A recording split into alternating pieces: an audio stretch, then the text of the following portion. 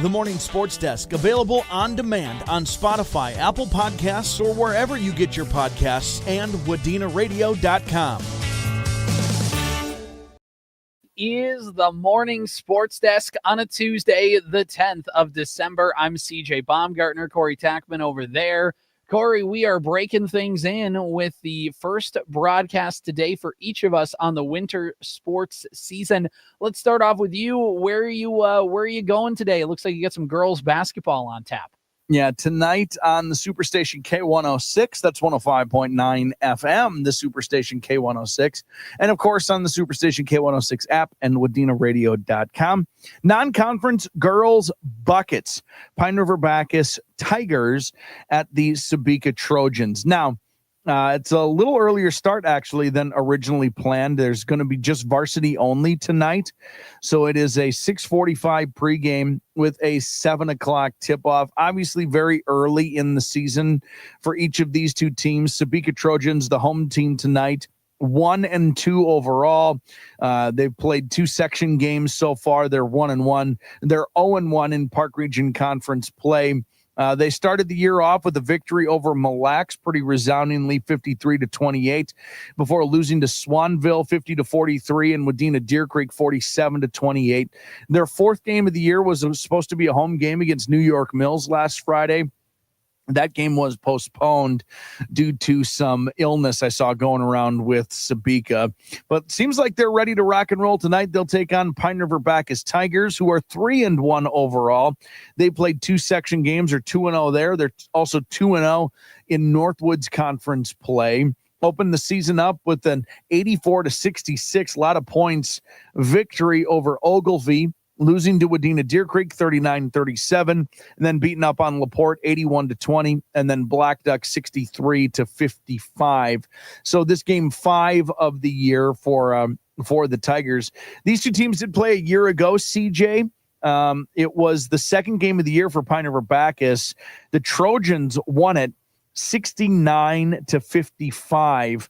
Last year, Pine River-Backus was 10-17 on the year. Nevis knocked them out of the first round of the playoffs 1 year ago.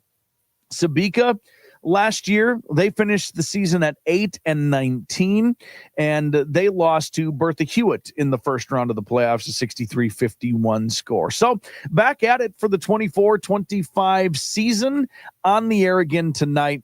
Superstation K-106, Superstation K-106 app, WDCradio.com. Early start, 6:45 pregame, 7 o'clock tip. I'll be there, as Michael Jackson would say.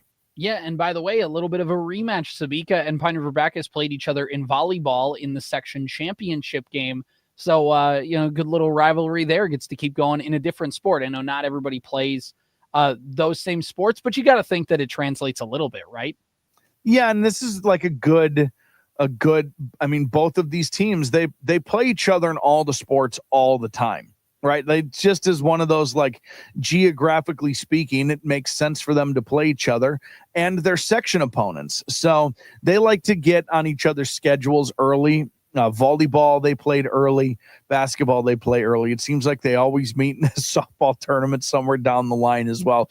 This is a good non-conference rivalry that exists here in north central Minnesota, whatever you want to call it. Yeah, it's a fun one. And again, on the Superstation tonight, flipping things over on KWAD, that's 101.7 FM and AM920. Also online at WDCradio.com/KWAD. Little Park Region Conference action as the Wadena Deer Creek Wolverines host the Verndale Pirates. And Corey, this game will have a 7:15 pregame and a 7:30 tip-off, but a little wrinkle in this one, it is going to be at the elementary school gym, not at the Wadena Deer Creek Middle High School gym. So, glad to see that I can get back to the old stomping grounds of the old donkey basketball from a week ago. They broke it in with donkey basketball and now get to play real basketball, I guess. Yeah, well, I mean, I would consider donkey basketball real basketball. You know what I mean? Iteration of real basketball. That's no disrespect to donkeys. Yeah, exactly. They're working, they're doing their stuff. They're working just as hard. It's a different brand of basketball. By the way, I had someone on Dead or Alive the other day who was a horse and mule advocate. Who's against horses? Is it like a glue factory kind of thing?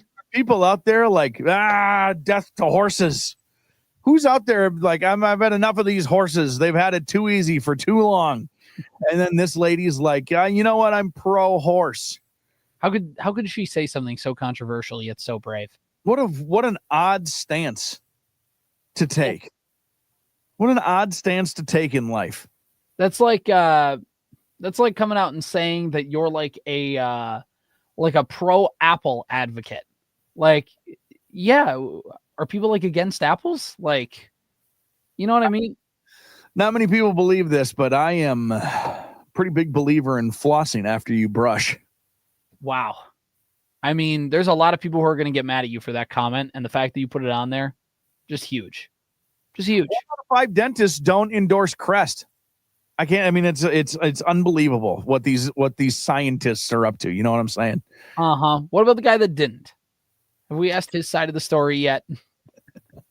This is a ridiculous stance. So anyway, I didn't mean to interrupt and take that a long ways and down the wrong direction, but here we are. Yeah, you know what? Look, I put up an atrocious performance in donkey basketball, so hopefully hopefully the game's a little better than the one I put out there a week ago. Wadena, Deer Creek, and Verndale taking each other on in a Park Region Conference matchup. If you look a year ago, Verndale was second to last in the Park Region Conference. Wadena, Deer Creek finished second in the PRC. Wolverines had an 11-3 record. Verndale had a 2-12 mark in the conference, and already on the young season. Not that there's a ton really to look at quite yet, but if you look, both these teams are 1-0 in the Park Region Conference. For Wadena Deer Creek, they got a win over Sebeka, 75-49 last Thursday to get their season going. They now are into the swing of things with 2 games this week. Another one at home against Verndale. They play New York Mills on Thursday. But in this matchup against the Pirates, who are 2-1 to start this year. They got 2 wins early in the season. They went to Battle Lake and got a victory. That's never an easy place to play. So for them to get a victory there is a good sign. And then winning against New York Mills 66-52. You play a tough team in Parker's Prairie, lose 76-52, and now they try and go on the road and play the Wolverines tonight. Again, 7:15 pregame, 7:30 tip-off. And for Verndale a year ago, of course, they won a playoff game. They lost to Browerville in the next round. But for Wadena Deer Creek, they're coming off one of the best postseason runs in a while.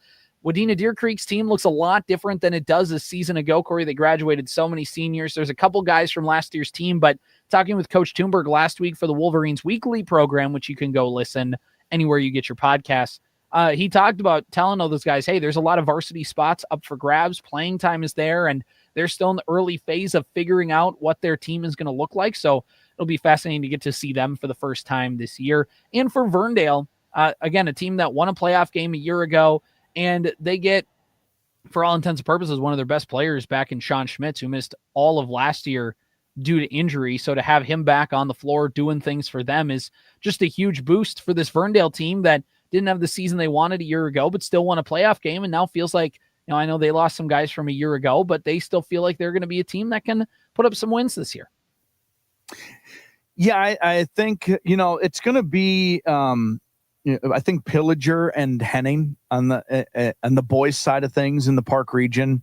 It's kind of, I think, understood that those two teams are quite good. But there's a race to the top of that, I guess like second tier. Mm-hmm. And, Verndale, I think, fully expects to be in the running for that, with the return of Schmitz and a lot of guys coming back from last year's program. And for Wadena Deer Creek, I mean, they obviously always think that they should be in the mix, and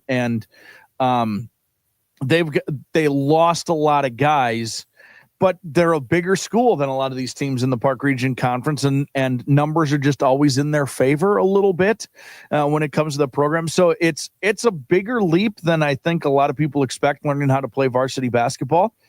But those kids will be, when it's all said and done, they'll be fine and right in the mix in the PRC. I have no doubt. And by the way, Wadena Deer Creek and Verndale, every time they play, it's always a good game. So it should be just a bloodbath. It should be. It's just a bloodbath. It'll be a fun one tonight. Listen on KWAD. Full broadcast schedule, by the way, can be found online at WDenaradio.com. Bam, bam, Bam. One last thing to talk about with state sports. Wolves don't play till Friday. Twins are, I think they signed a minor leaguer. Who cares? Who cares? They're out there putting along. The Vikings, we talked a lot about their game yesterday. I think we kind of covered all those bases. But the Minnesota Wild, Corey, they're playing the Utah Hockey Club. And no, that is not a euphemism for anything. That's their name, the Utah Hockey Club. That's like the Washington football team. They are just the Utah Hockey Club. Navy blue and powder blue are their colors, and they play out there in Salt Lake. Yeah, don't you know? And the Wild are going out there, and they're going to play for the first time in Utah ever in franchise history tonight. Corey, are you experienced with Utah in any way? Yep. Yeah. You've been to Utah. I've never been to Utah. No.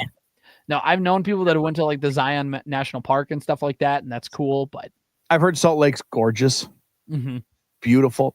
I will tell you what a Utah Jason story. Okay. My aunt was in a movie one time. All right, I like where this is going. That her boyfriend wrote. My aunt for a while dated the comedian Mitch Hedberg. Okay. And they wrote a movie, and it was at the Sundance Festival, which is in Park City, Utah, and it like premiered there or whatever. So my mom went out there, and my mom spent time in Utah and went to the music festival to go see this movie called I think Los Enchiladas. I believe it was grammatically incorrect, but just about working in a Mexican restaurant or whatever. I was never allowed to watch it. It was very inappropriate for young children to see. I still have never seen it, but I need to see it. It just doesn't really exist anywhere. But it's not on Netflix? That's my Utah. I don't think so. Maybe it might be in the you're like on an Amazon movie rental. You know what I mean? Yeah, right. Exactly. So that's my Utah Jason story. Okay. My Utah Jason stories, I've just never been to Utah. That's it. Do they have a team name? So no. like are they? I mean, I know they don't right now. I think they're gonna get one. Have they zeroed in on 3? Are there finalists? I feel like Yeti was one of them. They did like a contest, kind of like what they did with the Wild, where they like the fans kind of pick and Well, if they do it like the Wild, that means they're going to pick a terrible nickname. No offense. No offense, but come on here. The nickname stinks. There was 20 name ideas that came out, but in June, they announced 6 finalists for a team name that came through an online poll. So they were the Utah Blizzard, the Utah Hockey Club, Utah Mammoth, okay, Utah Outlaws, dumb, Utah Venom, what? And Utah Yeti. I think I like Mammoth. It's a mammoth goal. Well, I think it's also like regionally relevant, right? Like, aren't there fossils that I would assume that they've found those in Utah? Probably. I'd suspect they find a lot of stuff in Utah. Probably. That's probably the true. Second phase of voting launched on the Utah Manic Mormons or something like that. The Fightin' Joes. Yeah. The Golden Plates. The Jolton Joseph Smiths. The Smithers. Like smithing, like blacksmith. Yeah, right. Yeah. Not the Simpsons character. Not that Smithers, different Smithers. Different Smithers. Speaking of which, did you watch the Simpsons broadcast last night? I didn't watch anything last night. The Monday Night Football had the Simpsons broadcast because last year they had the Toy Story broadcast, and I can't tell you how much of a waste of time those things are. Who is that for? Kids. Like for kids though? I feel like they made the Simpsons one for like 30-year-olds. Yeah, maybe. I don't know. it's just some of that, like, who is and it's all like the animation isn't great. And it's like cool to mess around with, but like the Disney Corporation spent a lot of money probably making that work. And the Vikings-Falcons game was going to get moved to Monday Night Football, but they didn't because they already made the animations for the Cowboys-Bengals game. Oh, is that true? Yeah, so they couldn't flex it to Monday Night Football because they already spent so much time and money working on all of it and selling it and promoting it, which whatever, worked out well for everybody involved. But DJ, I don't even watch the Manning cast. Yeah. The Manning cast is not even for me. So I'm not a real good litmus test for what belongs to who. Well, I think what they were trying to do is like, because they did the Toy Story one last year where it's like there's players on the field, but then every once in a while you have like Buzz Lightyear throwing a pass or something like that in play. Like it's the game, but it's like simulated it's just weird. They had the Toy Story one the year before, and I think they're trying to compete because Nickelodeon has that broadcast they do for playoff games. But that's like supposed to be awesome. The Nickelodeon stuff's supposed to be great. It is. We like the first year they did it. I remember it was at a TV station in Duluth, and like we were all working, and we just had it up on a screen, just be like, "Is this real? Like, what is this?" We're like, "Oh my gosh!" Like this is. It was fun. Like just to kind of watch with for like a few seconds, and then kind of go back to watching the real broadcast. But like they actually do a broadcast where like it's the game with some added stuff put in. This is like you're watching. Like when you like when you follow a game like an MLB at bat and it's just got like the guy standing in the batter's box, that's basically what it is. And then when something happens, like I just don't get it. Have you watched the Madden camera yet? No, the one for when you watch on Amazon. Is that where it is? Yeah, where they have it set up like you're playing Madden. Yeah, you can like it scrolls right, scrolls left, shows you where your receivers are. What their routes are going to be. Yeah, kind of like it shows like where they go on the field, like how their route looks and stuff. Yeah, just like it would on Madden when you're playing Madden. Mm-hmm. I haven't watched that yet either. I guess that's pretty cool. Yeah, I every time I'm like, oh, I should try it, and then I just kind of go, I don't really like. I just have Thursday Night Football on in the background anyways, so I'm just kind of like, right. And then I go on and do my other thing. One last thing is we're on the Utah train. They got the #1 high school recruit in the nation. AJ DeBanstas, he has an NIL of $7 million to go play for BYU for basketball. Nice. Is he Mormon? I think for $7 million, I think he would start to see Joseph Smith's point of view. Are they tithing to bring in recruits? Because that is a damn good idea. I think like a tax write-off. I think it's a tithe write-off. Yeah. So yeah. I mean, in that case, like I'm shocked that Notre Dame hasn't taken advantage of this. Yeah, I'm not sure how that all is working. What is he? Is he a guard? Is he a big fellow? What is he? Good question. I'm not sure. I'd have to look up. It doesn't matter. If you don't know, it's fine. BYU top basketball recruit. He looks like a guard. Looks like a guard. All right. Well, congratulations to them. Congratulations. He's going to BYU. And you know what, Corey? He's going to be adorned with fans there. They're going to win so many games there, and he's going to get soaked with the Gatorade bath. That's just going to be a fun time for him. That was easy. This has been the Morning Sports Desk on a Tuesday, the 10th of December. See you next time.